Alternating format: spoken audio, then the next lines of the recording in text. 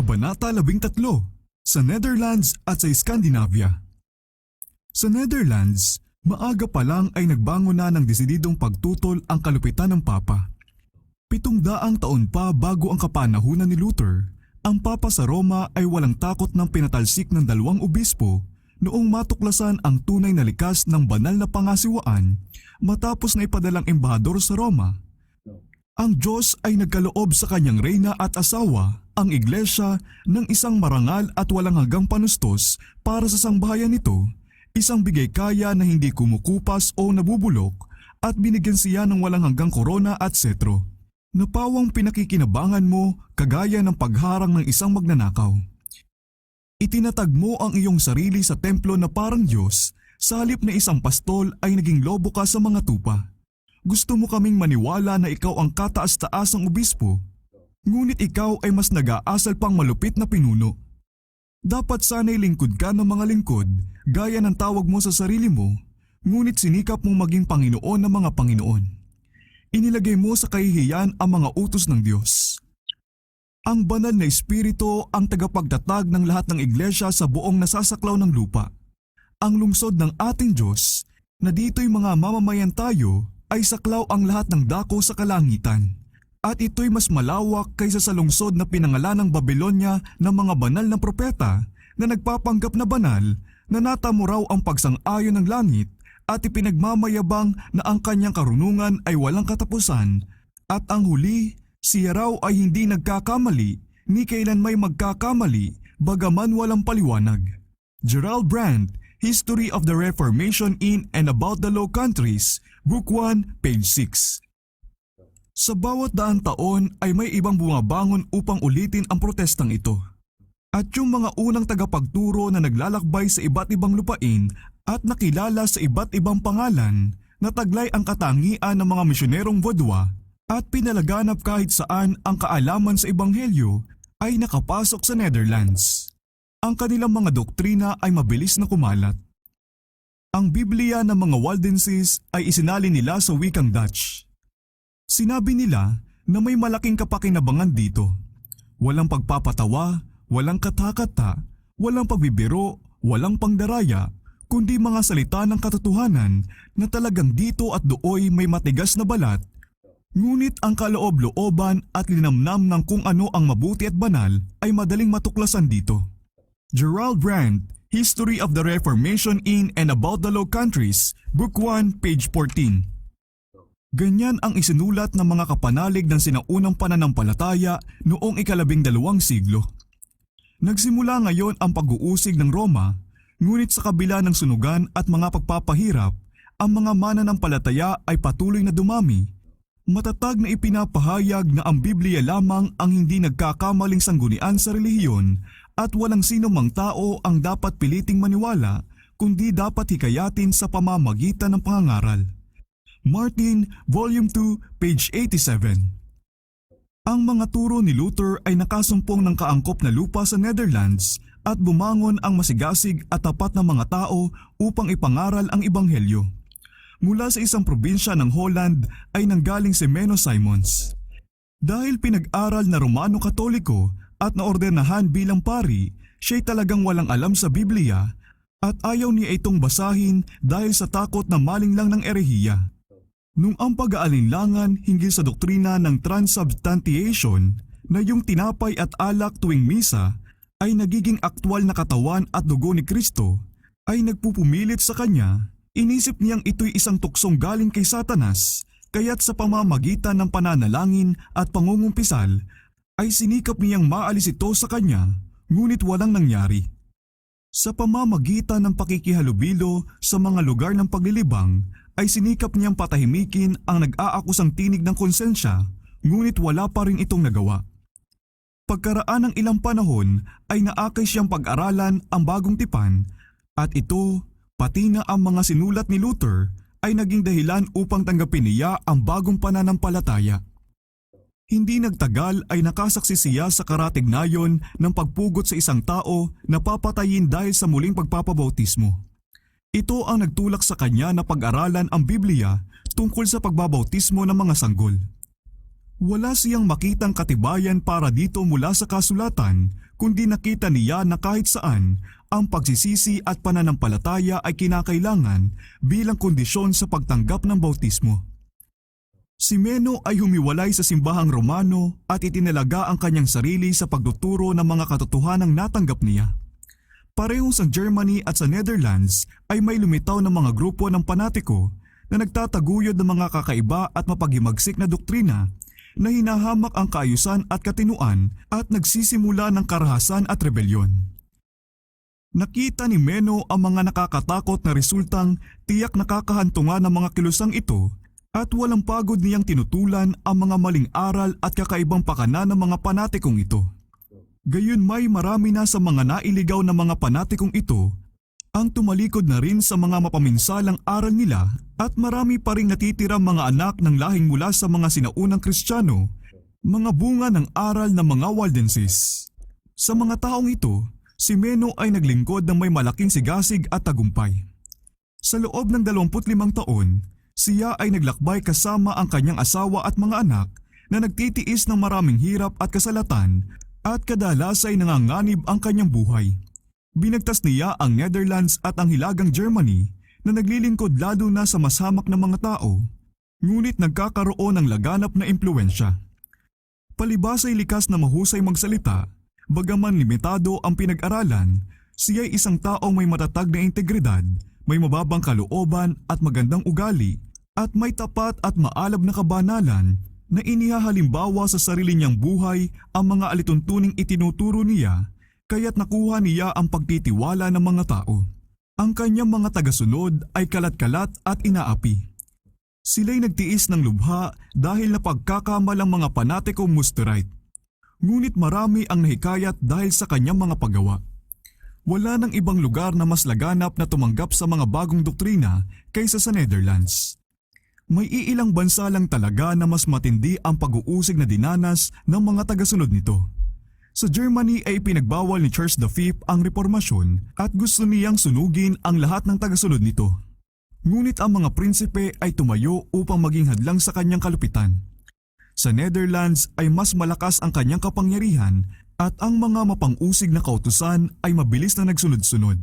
Ang magbasa ng Biblia, ang makinig o mangaral nito, o kahit magsalita tungkol dito ay mahaharap sa parusang kamatayan sa pamamagitan ng pagsunog. Ang lihim na manalangin sa Diyos, ang hindi pagyuko sa mga imahen o ang pag-awit ng awitin ng papuri ay kamatayan din ang kaparusahan. At kahit yung mga nagtatakwil sa kanilang pagkakamali ay pinarurusahan pa rin, kapag lalaki ay pinapatay sa taga, kapag babae ay inililibing ng buhay. Libo-libo ang namatay sa ilalim ng paghahari ni Charles at ni Philip II. Minsan, isang buong pamilya ang dinala sa harapan ng mga taga-usig na isinakdal ng hindi pagdalo sa misa at pagsasagawa ng pagsamba sa kanilang tahanan. Sa pagsisiyasat tungkol sa kanilang lihim na ginagawa, ang pinakabunsong anak ay sumagot. Kami lumuluhod at nananalangin na naway liwanagan ng Diyos ang aming isipan at patawarin ang aming mga kasalanan. Idinadalangin namin ang aming mahal na hari na sana'y maging maunlad ang kanyang paghahari at maging masaya ang kanyang buhay. Idinadalangin namin ang aming mga maestrado na sana'y ingatan sila ng Diyos. Wiley Book 18, Chapter 6. Ang iba sa mga hukom ay nakilos ng malalim, ngunit ang ama pati na ang isa sa kanyang mga anak ay hinatulan pa ring sunugin. Ang pagngangalit ng pag-uusig ay tinumbasan ng pananampalataya ng mga martir. Hindi lamang mga lalaki, kundi pati mga pinong kababaihan at mga dalaga ang nagpakita ng matibay na tapang ng loob. Ang mga asawang babae ay tumatayo sa tabi ng asawa nilang sinusunog at habang tinitiis nila ang apoy, sila'y bubulong ng mga salitang pang-aliw o kaya aawit ng mga awitin ng papuri sa Diyos upang siya'y pasayahin. Ang mga dalaga ay nahihiga ng buhay sa paglilibingan sa kanila na para bang pumapasok sa kanilang silid-tulugan sa gabi. O kaya'y pumupunta sa bitayan at sa apoy na nakasuot ng pinakamaganda nilang damit na para bang pupunta sila sa kanilang kasal.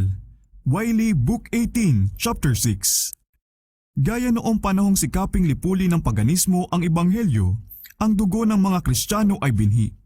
Tertullian Apology, Paragraph 50. Ang pag-uusig ay nakatulong na paramihin ang bilang ng mga saksi para sa katotohanan. Taon-taon, ang hari na lalong ginagalit ng di magaping determinasyon ng mga tao ay pinatitindi pa ang kanyang malupit na gawain. Ngunit wala ring nangyari. Sa pamumuno ng maharlikang si William na taga-Orange, ang revolusyon sa wakas ay nagdala sa Holland ng kalayaang sumamba sa Diyos.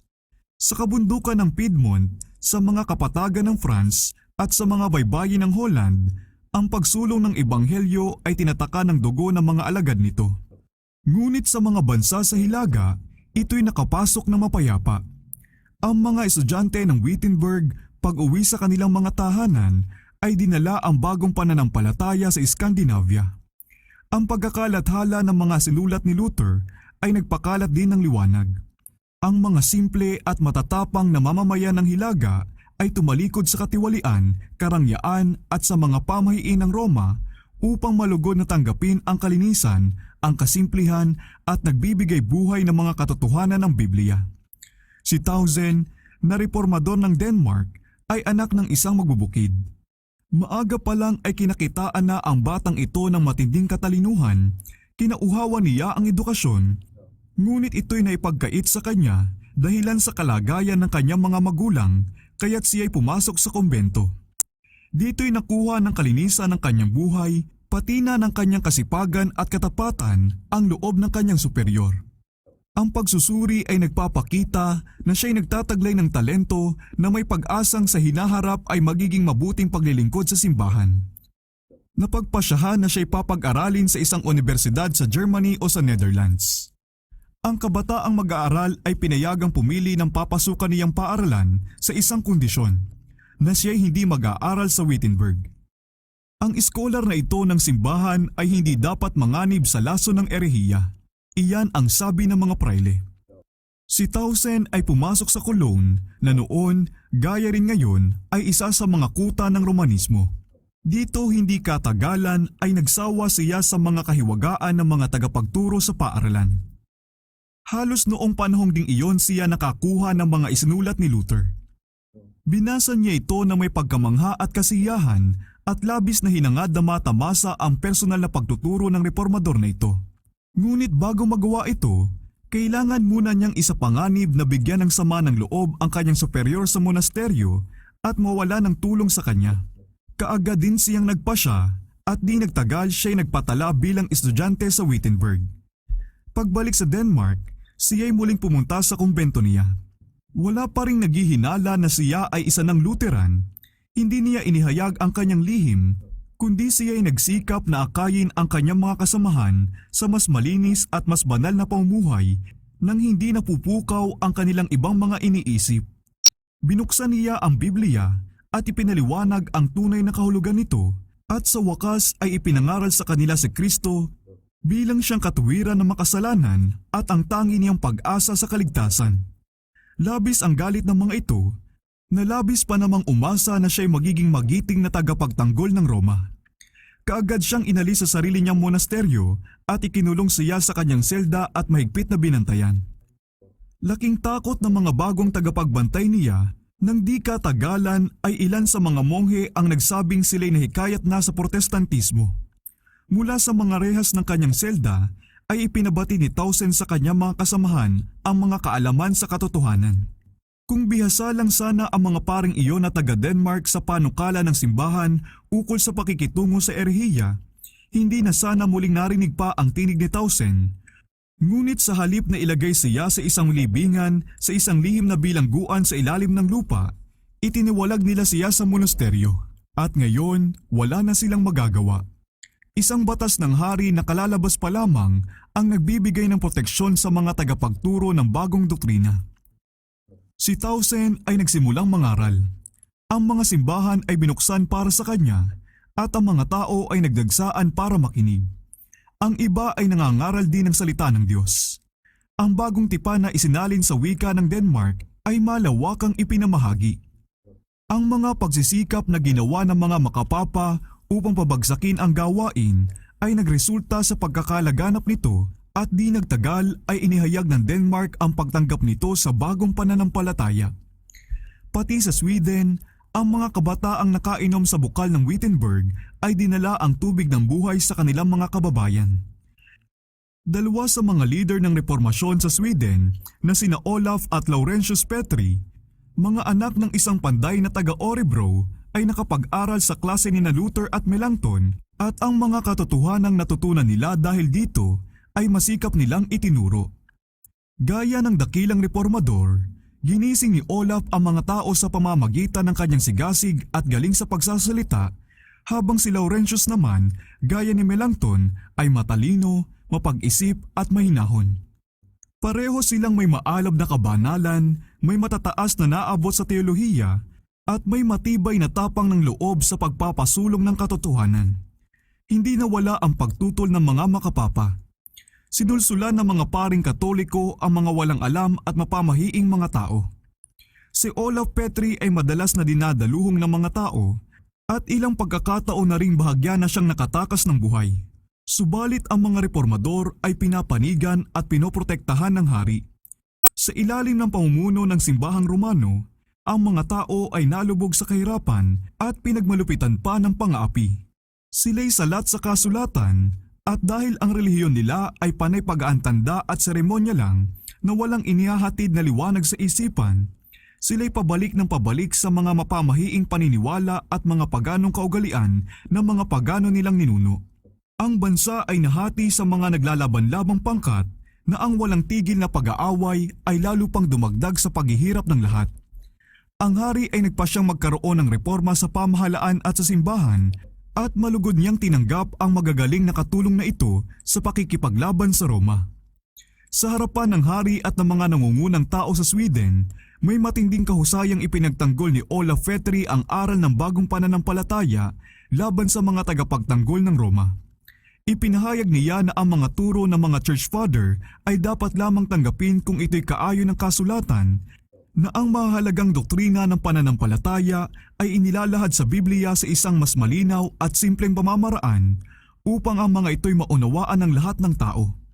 Ang sabi ni Kristo, "Ang turo ko ay hindi sa akin, kundi sa Kanya na nagsugo sa akin." Juan 7:16. At sinabi ni Pablo na kung siya ay mangangaral ng ebanghelyo maliban doon sa kanyang tinanggap ay sumpain nawa siya. Galatia 1:8. Paano kung gayon, sabi ng reformador, na ang iba ay nangangahas na magpatibay ng mga aral sa sarili nilang kagustuhan at ipagpilitan na ito'y mga bagay na kailangan sa kaligtasan? Wiley, Book 10, Chapter 4. Ipinakita niya na ang mga utos ng simbahan ay walang kapamahalaan kapag ang mga ito'y salungat sa mga utos ng Diyos, at iginiit ang dakilang prinsipyo ng Protestantismo na ang Biblia at Biblia lamang ang siyang tuntunin ng pananampalataya at pamumuhay. Ang labanang ito, bagaman idinao sa isang medyo hindi gaanong tanyag na tanghalan, ay nagpapakita sa atin kung anong uri ng mga tao ang bumubuo sa mga karaniwang kaanib ng hukbo ng mga reformador. Hindi sila mga taong walang pinag-aralan, makitid ang isip at maingay na nakikipagtalo. Ibang-iba dito. Sila'y mga taong nag-aral ng salita ng Diyos at alam na alam kung paano gagamitin ang mga sandatang ibinigay ng kasulatan. Pagdating sa karunungan, sila ay nauuna sa kanilang panahon. Kung itutuon natin ang ating atensyon sa mga sentro ng karunungan gaya ng Wittenberg at Zurich, at sa mga tanyag na pangalan gaya ni Luther at Melanchthon, ni Zwingli at Oecolampadius, malamang nasabihin sa atin na ang mga ito'y leader ng kilusan at natural lang na asahan natin sa kanila ang kahangahangang kapangyarihan at malawak na nakamtan. Pero ang mga tagasunod daw ay hindi kagaya ng mga ito. Kung ganon, bumaling tayo sa hindi gaanong tanyag na tanghalan sa Sweden at sa mga hamak na pangalang Olaf at Laurentius Petri. Baling tayo mula sa mga pinuno tungo sa mga alagad at ano ang ating makikita. Mga scholar at mga teologo, mga tao na talagang nagpakadalubhasa sa buong sistema ng katotohanan ng ebanghelyo at madaling nagtagumpay sa mga mapanglinglang na pangangatwiran ng mga paaralan at ng mga matataas na pinuno ng Roma. Wiley, Book 10, Chapter 4. Bilang bunga ng pagdatalong ito, tinanggap ng hari ng Sweden ang pananampalatayang protestante at di nagtagal, pagkatapos nito, ang pambansang kapulungan ay nagdeklara rin sa panig nito. Ang bagong tipan ay naisalin na ni Olaf Petri sa wika ng Sweden at sa kagustuhan ng hari ay isinagawa ng magkapatid ang pagsasalin ng buong Biblia. Kaya't sa kauna-unahang pagkakataon ay natanggap ng mga mamamayan ng Sweden ang salita ng Diyos sa sarili nilang wika. Ipinag-utos ng konseho na sa buong kaharian ay paliwanag ng mga ministro ang kasulatan at ang mga bata sa paaralan ay turuang bumasa ng Biblia. Patuloy at may katiyak ang pinawi ng pinagpalang liwanag ng Ebanghelyo ang kadiliman ng kawalang alam at pagkamapamahiin.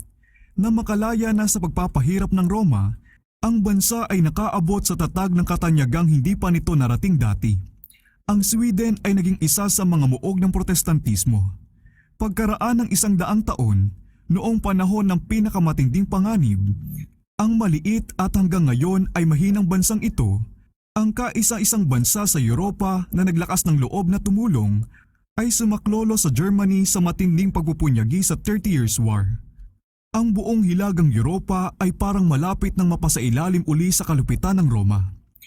Ang mga sundalo ng Sweden ang tumulong sa Germany na baliktarin ang tagumpay ng kapapahan na kamtin ang kalayaan para sa Protestante, para sa mga Calvinist at ganon din sa mga Lutheran at ibalik ang kalayaan ng budhi doon sa mga bansang tumanggap sa reformasyon.